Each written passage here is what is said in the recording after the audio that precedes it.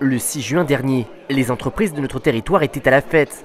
Sur le même principe que la fête des voisins, les entreprises sont invitées à se rencontrer, à faire connaissance, à échanger sur ce qu'elles vivent au quotidien. Cette année, c'est le centre de formation BMW à Tigerie qui avait gentiment mis à disposition ses locaux. Sénart a assisté à un petit déjeuner que j'ai accepté. Et à l'occasion de ce petit déjeuner, j'ai fait connaissance de diverses personnes qui m'ont ensuite contacté pour me demander si j'étais ouvert à l'idée d'accueillir la fête des entreprises. Idée que j'ai accueillie avec beaucoup d'enthousiasme parce que je me suis rendu compte au cours de ces petits déjeuners que BMW était une entreprise exclusive, mais peut-être un peu fermée. Et l'objectif est de montrer aussi que BMW est une entreprise qui s'ouvre aussi sur l'extérieur.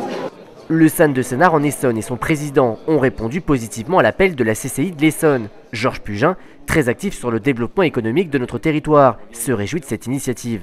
C'est comme les fêtes de voisins, là c'est fêtes d'entreprise, c'est toujours intéressant que les gens se rencontrent.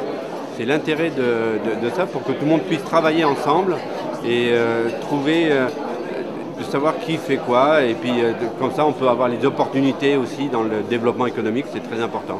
Rencontre des voisins existe depuis plusieurs années et un jour on s'est dit en fait on ne connaît pas son voisin de palier, on s'aperçoit qu'au niveau des entreprises on ne connaît pas non plus le voisin de l'autre côté de la rue. Donc en s'appuyant sur les intercommunalités, ça nous permet de nous faire rencontrer beaucoup d'entreprises sur le terrain. On a eu pas mal de nouvelles implantations d'entreprises. Sur Green Park, on est en train de finaliser la commercialisation. Sur les vergers, on est en train de finaliser la première partie. Donc il y a beaucoup de nouvelles entreprises. Donc je pense qu'elles ont aussi besoin de se connaître entre elles. Et puis entre-temps, il y a eu les élections. Donc c'est aussi important de présenter les nouveaux élus du territoire aux acteurs du développement, que sont les entreprises.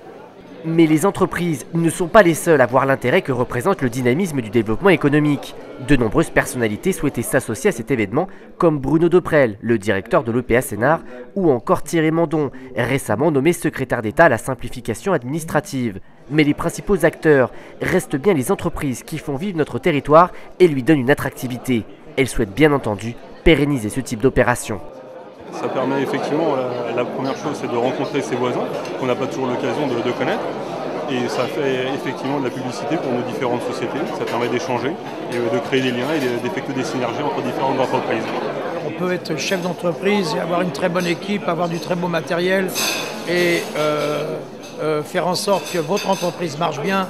Mais vous avez également besoin de beaucoup de relations parce que les relations c'est enrichissant, l'expérience des uns peut servir aux autres.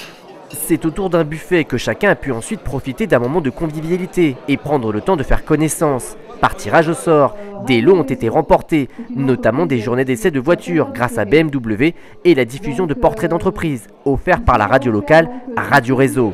Un beau succès pour cette fête à laquelle s'associera de nouveau l'année prochaine le SAN de Sénart en Essonne.